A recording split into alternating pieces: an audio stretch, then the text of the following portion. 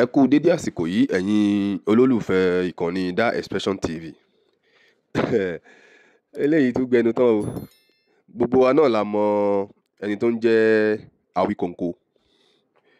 Gbogbo wa náà la mọ̀ ọdún ni wọ́n kì í ṣe àìmọ̀fólókò. Nípa ọ̀rọ̀ fàǹfà Aláàfin ti ìlú Ọ̀yọ́ àti Ọọ̀ni of Ifẹ̀ tó ń jà ròyìnròyìn lórí ẹ̀rọ ayélujára. Gbogbo wa náà ni à ń gbọ́ àwọn ètò tí Awíkonko ń ṣe tí kò dẹ̀ dùn mọ́ àwọn ọmọ tó jẹ́ ọmọ Ọ̀yọ́, tí ó dùn mọ́ wọn nínú. Nípa ìdí èyí, pẹ̀lú ìkanra àti ìbínú tó wà ní ara àwọn ọmọ Ọ̀yọ́, wọ́n bá gbá Awíkonko mú níbi ayẹyẹ kan. Fídíò ẹ̀ lẹ́ ń wò ní ojú móhùnmáwòrán mi yẹn. Wọ́n gbá Awíkonko mú, wọ́n gbá mú, ìtó gbá mú lọ́rùn, ìtó gbá mú lẹ́sẹ̀. Wọ́n fà á láṣọya, wọ́n fa aṣọya mọ́ Awíkonko lọ́rùn níbi ayẹyẹ náà. Ẹ kí n fi wálẹ̀ kí a wo fọ́nrán náà. Ṣókí ni ọbẹ̀ oge. Ẹ ká fi wálẹ̀ ká wo fọ́nrán náà láti òkè délẹ̀, ká wo bí wọ́n ṣe dá sẹ̀ríà fún Awíkonko yẹn àwọn ọmọ Ọ̀yọ́. Ẹ jẹ́ á lọ, ẹ nìṣó níbẹ̀. Awíkonko jìyà mi lónìí.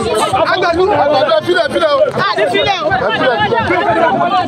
Kò ẹ bẹ tó wọlé.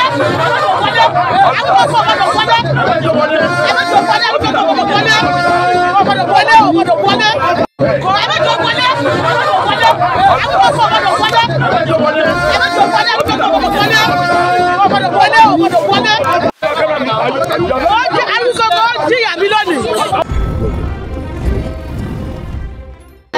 Bẹ́ẹ̀ ni ẹni tí wọ́n bá bú bàbá rẹ̀ tí ó sọ̀rọ̀ máa lè ní Awíkonko bú wa lọ́yọ̀ọ́ ní tí ò yẹ kó rí bẹ́ẹ̀ èmi sọ máa lè Awíkonko bú wa lọ́yọ̀ọ́ àwọn òsì lọ́ba rádaràda bẹ́ẹ̀ ni àwọn sọ máa lè Awíkonko má ṣe bẹ́ẹ̀ mọ́ o wàláì má ṣe bẹ́ẹ̀ mọ́ o.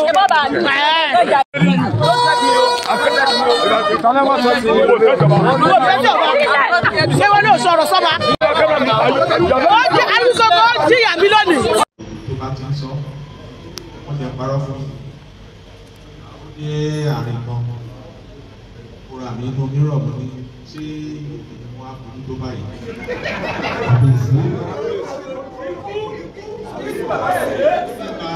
Mo ti sùn. Bá ti wo fóònù báyìí. Àwọn ènìyàn ti yóò ti jókòó ní kámẹ́rà ẹni ìyá. Wọ́n ní ọjọ́ mẹ́ta mi ò lè sùn. Ibẹ̀ o, wọ́n ní kí ni wọ́n ṣe.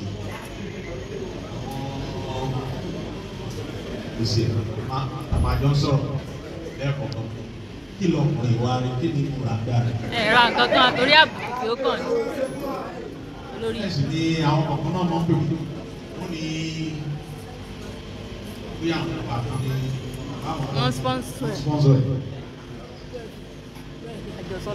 Kó sponsor yìí.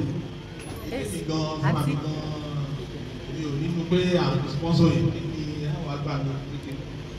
Tèmi fẹ́ ni pé kí ilẹ̀ Yorùbá ó ní lọ síwájú. Kílẹ̀ sí o.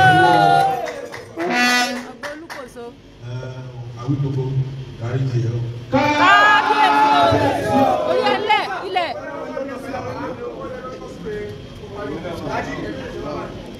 Ní ayẹyẹ ìwé la ṣe ní April 5 ti mọ Awíkonko lábí ọdún méjì báyìí. Ó yẹ kó fẹ́ràn owó ọ̀sẹ̀ náà. Ṣùgbọ́n ìyàlẹ́nu ló jẹ́.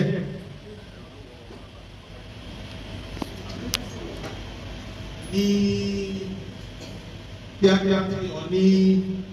kíá tí wọ́n announce orúkọ mi náà, wọ́n ní èmi ni Aláàfin tuntun. Kábíyèsí o. Ní Awíkonko ti bẹ̀rẹ̀ sí gbé oríṣiríṣi náà nípa èyí tó jẹ́ sí tèmi, èyí tí ó jẹ́ sí tèmi.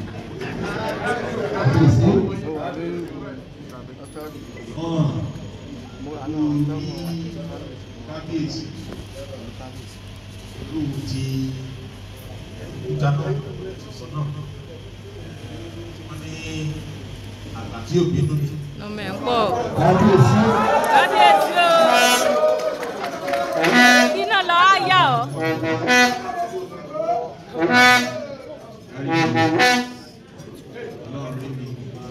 ó sì rọ ọkàn yín.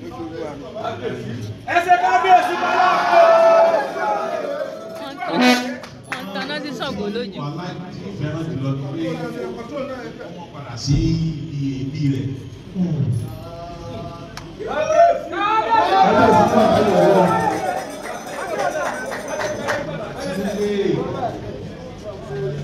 àkájọwọ́ la fi ń sọ ẹ̀. bẹ́ẹ̀ni.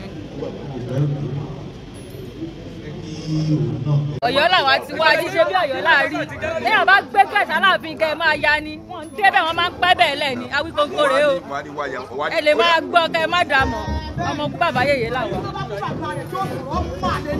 kọ̀ǹfàmù ni àwọn ọlọ́ba tí ń pààyàn àti lọ́ba tí ọba ìlú mi ń jalè ọba ìlú tí yín gan ń jalè àwọn òsì lọ́ba tí ń jalè àti lọ́ba tí ń pààyàn. àwọn tó bú wa lọ́yọ̀ kó Awíkókó tí mo bú wa lọ́yọ̀ rẹ̀ òsì tó fẹ́ ṣe fáwa ò lè pa wá àwọn agán wá fún ẹ ní Awíkókó wá fún ẹ tán. ọba lèmi náà fún mi wá ní wáyà ọwá ní ó yà bẹ́ẹ̀ ni ẹni tí mo bá bú bàbá rẹ̀ tí ó sọ̀rọ̀ máa lè ní Awíkókó bú wa lọ́yọ̀ ní tí ò yẹ kó rí bẹ́ẹ̀ èmi sọ máa lè Awíkókó bú wa lọ́yọ̀ àwọn òsì lọ́ba rádaràda bẹ́ẹ̀ ni àwọn sọ máa lè Awíkókó má ṣe bẹ́ẹ̀ mọ́ o wàláì má ṣe bẹ́ẹ̀ mọ́ o.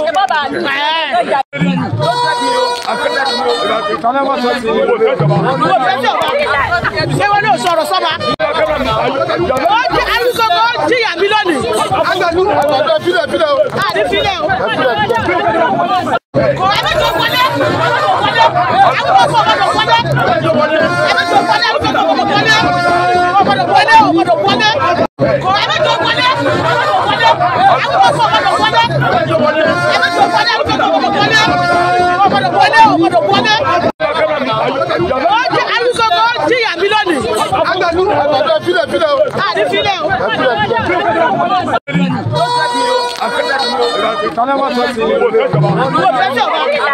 ṣé wọn ní òṣòro sọ́ba.